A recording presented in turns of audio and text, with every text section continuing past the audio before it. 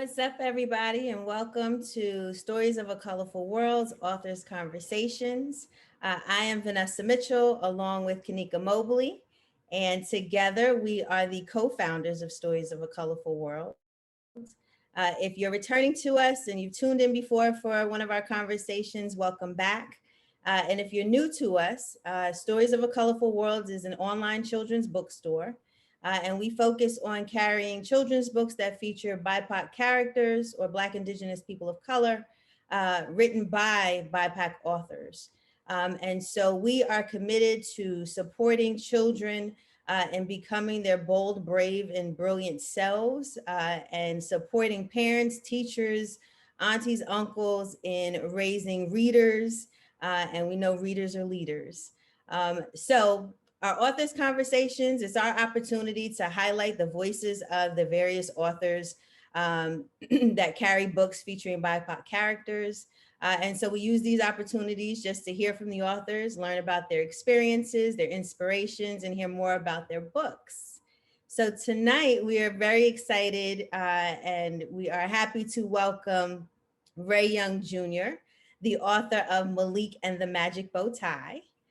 So welcome, Ray, and thank you for accepting our invitation for a sit down with us. Thank you. Thank you for the opportunity.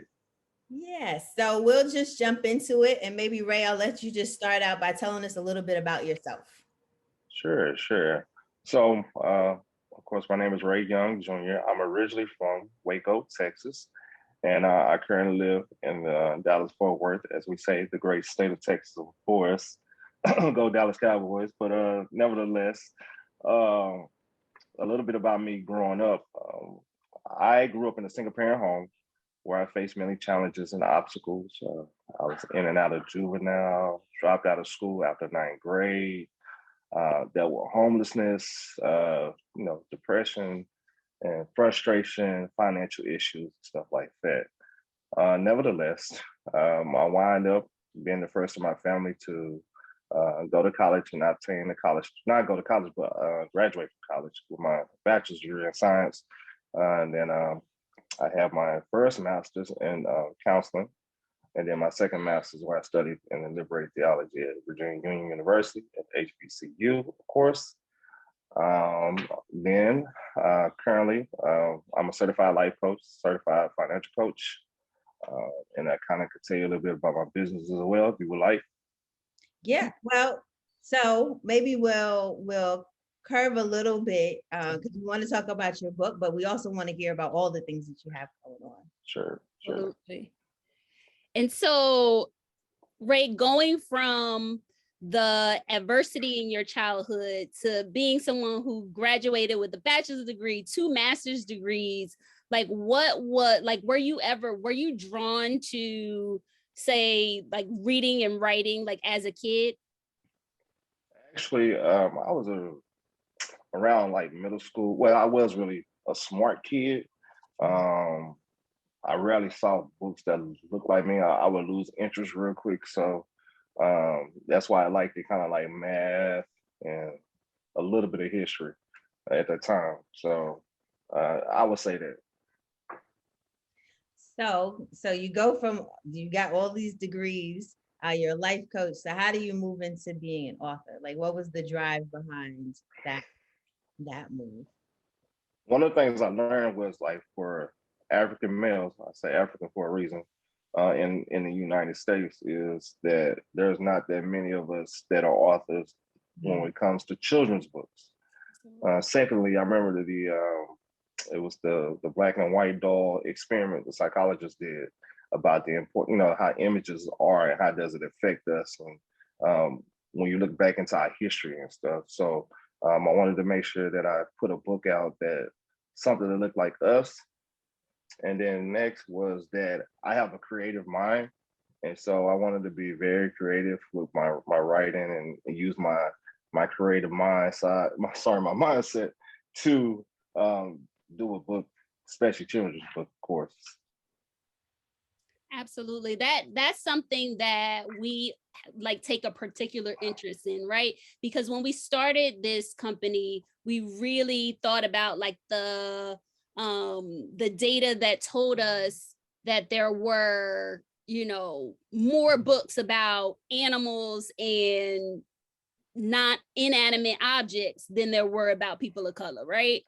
And as we continue to get into this work, we also notice like how few children's books featuring boys of color there are.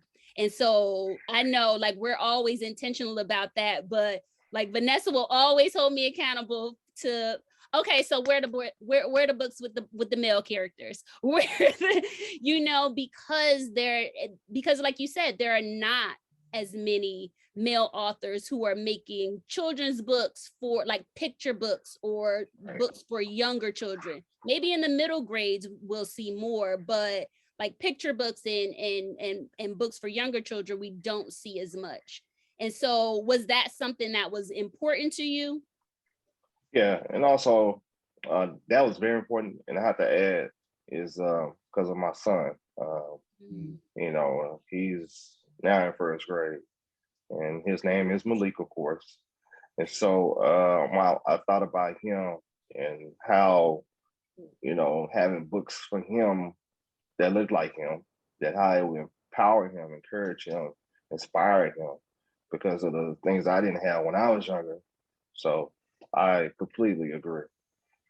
Yeah. So I don't want to give the book away. So I'll let you talk about it and tell us, you know, sort of the theme of the book. But the one thing that stands out to me is the relationship between the father and son, and the idea of the bow tie. And so you're wearing the bow tie. So maybe first I'll ask just what is the significance of the bow tie? So of course I love bow ties. I have a closet full of bow ties. But also what I do is when I talk to youth or kids, the bow tie itself is like a practice, like a life practice. Just say for a young girl, bows, you know, she put bows in her hair. When they put the bow tie or the bows in her hair, it's never perfect. It comes out all, you know, wrinkly, it's all messed up. Your muscles hurt because you're trying to hold your arm up and stuff. And so what I encourage the kids to do is to not give up, don't quit until you get it right and make it perfect, you know. Just like I had to learn how to put this bow tie on. It was not perfect when I first started, but I kept going and I didn't quit. So it's just like somebody going back to school, starting a business, you know, trying to overcome some type of obstacles. Keep pushing through and don't give up. Yeah. And there's something dapper about the bow tie too. Absolutely. That's what I loved about the story too, right? It wasn't a regular tie, but it was a bow tie. You know, when somebody walks in with a bow tie, it's like, oh, they're serious. So I love it. Yeah, and the confidence of it, you know, it gives confidence. So I just did an event yesterday in the community, and a young man, he kept asking for a bow tie. And I already had in my mind, I'm gonna give him this bow tie. So I gave him a bow tie. Within the next 5 minutes, because he had left, he came back in. He took it out of the paper, had it on his shirt, had it already on, and he said, I wanted to come back and say thank you. He wanted to take a picture, but he walked with his head up. When he walked in, his head was down. Yeah, absolutely. So you said that you mentioned that, you know, your son's name is Malik. But how did the concept of this book come about? One of this is, of course, my son. Also the relationship that we have. He's a daddy's boy. Like me and my dad, we have a great relationship. And in fact, he's incarcerated. Even though he's incarcerated, he is still there, not with the presence of a gift, but the presence of his voice, of his letters, and pushing me, encouraging me. When I need to talk with him, he gives great wisdom and knowledge. And so I have used those tools. Also, the stereotypes that are given in the media or, you know, in books and stuff about the Black father and Black son, not the Black father not being there, not being present. So I wanted to make sure that, you know, that be seen in the book. Yeah. And one of the things that we talk about with authors as we interviewed them is the imagery and the illustrations, right? And making sure that the illustrations are authentic and unique. And and I'm looking through the book, Malik and the Magic Bowtie, and the haircuts of the kids, because my nephew has a haircut similar to one of the kids. So how important was that for you, even in sourcing the illustrator? Now, when it comes to illustration, I set my mind out to say, I want a specific type of illustrator. I want it to pop out right away. Whatever I have to invest in, I'm have to invest in it. And when I saw one of the illustrations that he did, I saw it on Facebook and I inboxed this person, hey, who is this illustrator? Nevertheless, it came confirmation. I had walked out of church one day and I looked to the left and I see this guy with his book. And I'm like, man, that book looked for me. I mean, that illustration looked familiar. And I say, you know what? I'm going with this guy. And my illustrator is Mr. Thomas Gaucher. A little key known fact about him, he used to work for Disney. So he's very talented, very gifted. But he was very detailed. And so I wanted to make sure that you see, you know, he's not down with his pants hanging down. You know, he's nice, he's groomed well, you know, he's educated, he's smart. So I was very a stickler on the illustration. What was so I love the kind of like intergenerational and like legacy messages within the book, because it was like, okay, your grandfather had this bow tie, your daddy had this bow tie, and now you can have this bow tie too. But then, you know, in the same way that some of our kids are like, but that's not cool. I'm not, you know, that was okay for back then, but this is not really what we're trying to do. And so like loving to see like those authentic messages, right? Because when we're kids, we think we know it all. Right. We think we can't necessarily hear the messages or connect with the messages of those, you know, sometimes who are older and have been through it. And so like that was something with like Malik and his dad and that connectedness and seeing him kind of like come back. Like, okay, let me try it. Let me try it. But what was that process like, but also like how was your son's reaction to kind of the book? So the process of getting the book started, or just so the process of getting the book started was, you had to be patient. I had to be very patient. And so I had writer's block at times or whatnot. Sometimes it would have days like, man, I don't think this is ever going to come to fruition or whatnot. But I stayed the course, never gave up, never quit it. But when it came to my son now, when he saw the book and he was like, my book, this is my book, you know.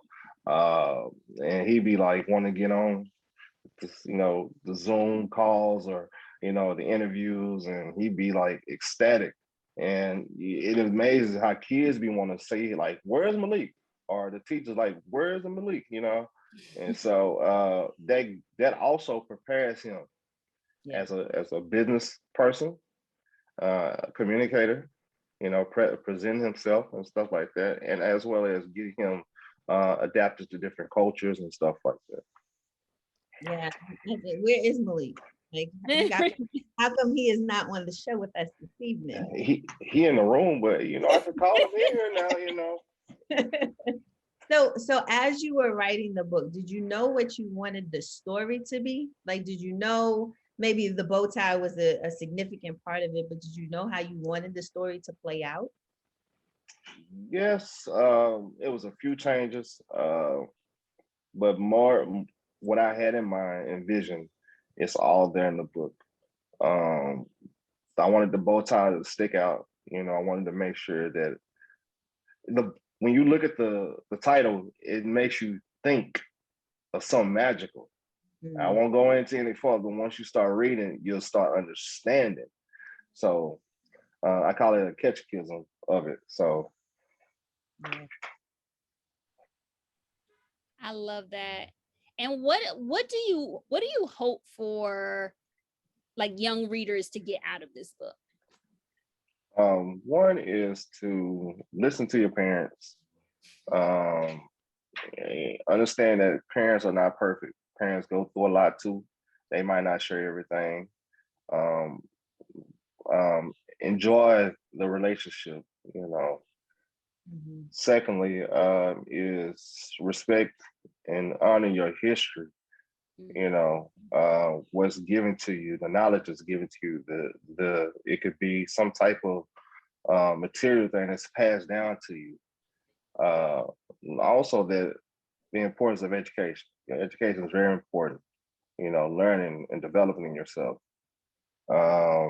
The fourth thing was that they could be themselves and not followers, Mhm. and that they could overcome anything they put their mind to, and know that they are great. And always walk with your head up high, not with your head down. Mhm. I love that.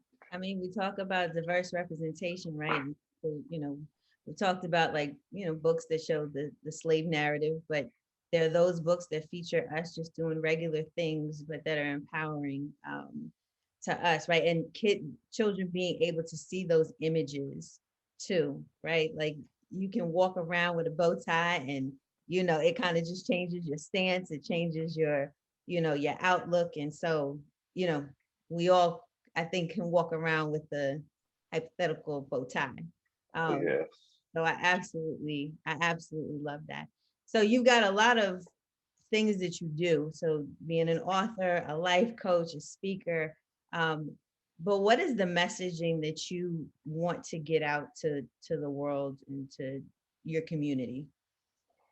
You know, no matter where you come from, no matter the obstacles that you face, no matter the age that you are, you Mhm. know, that you can achieve whatever you put your mind to.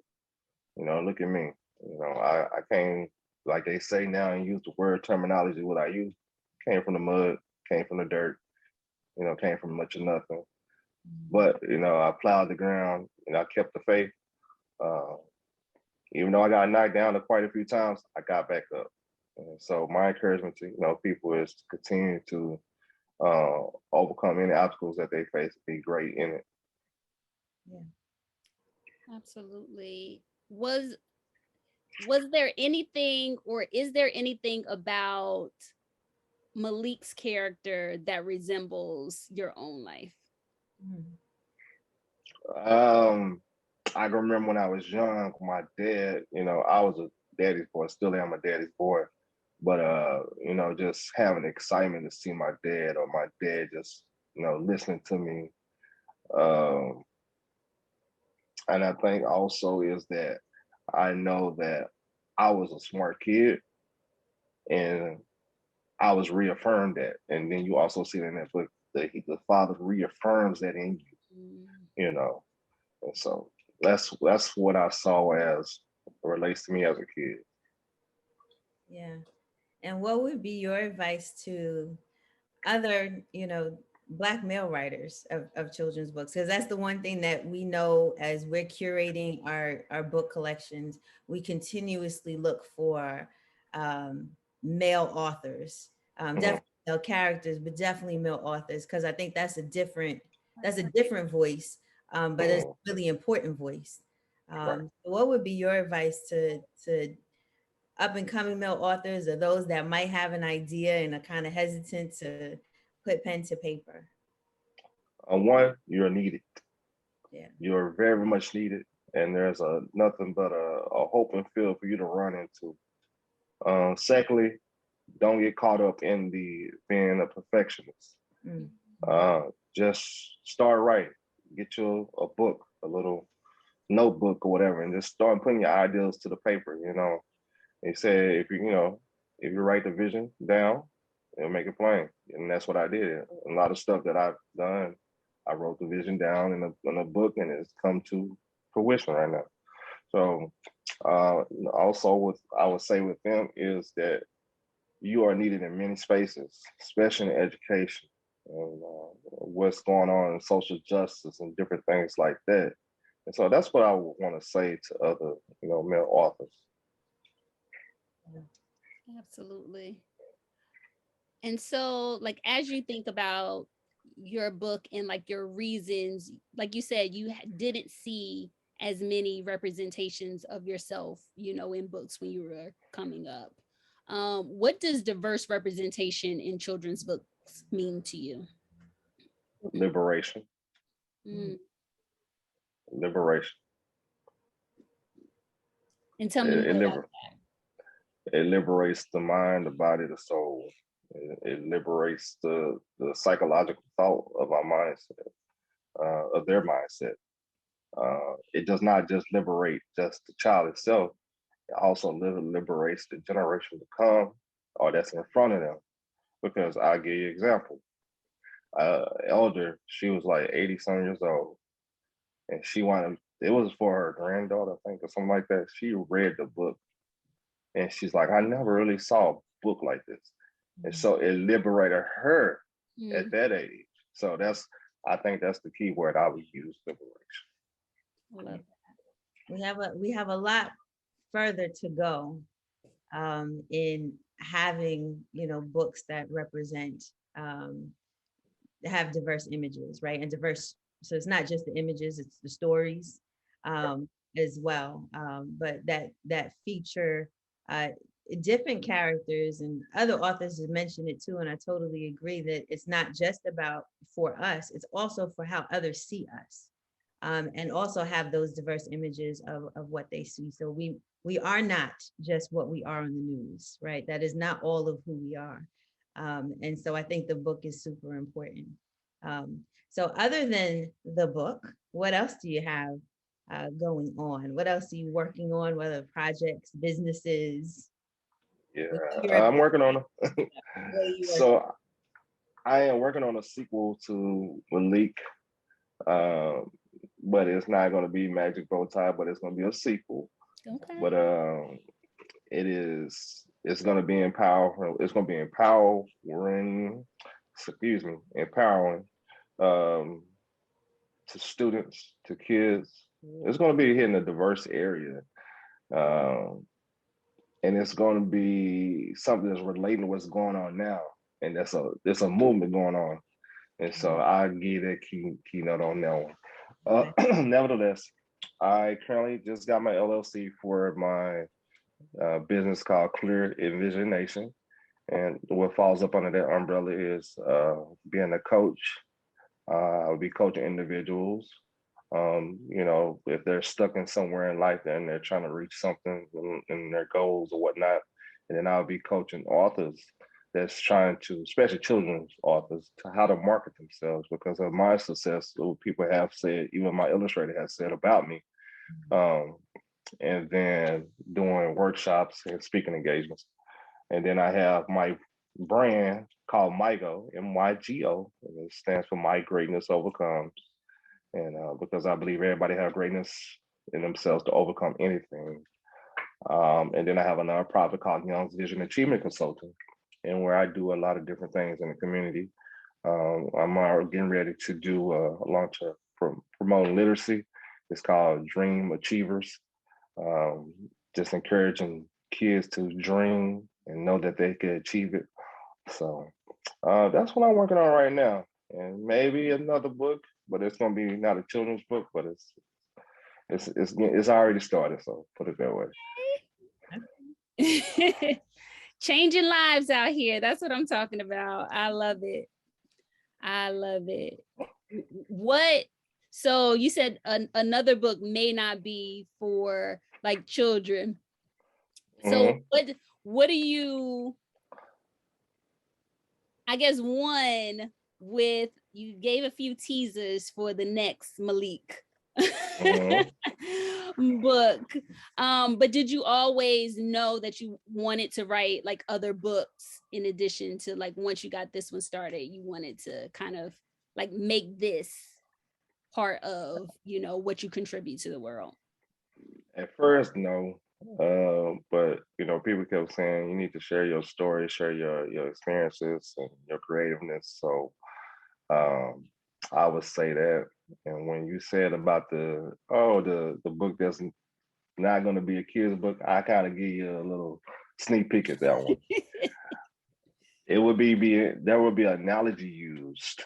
It's going to be it come out of a sports analogy, but it's going to be from a coaching and life coaching perspective.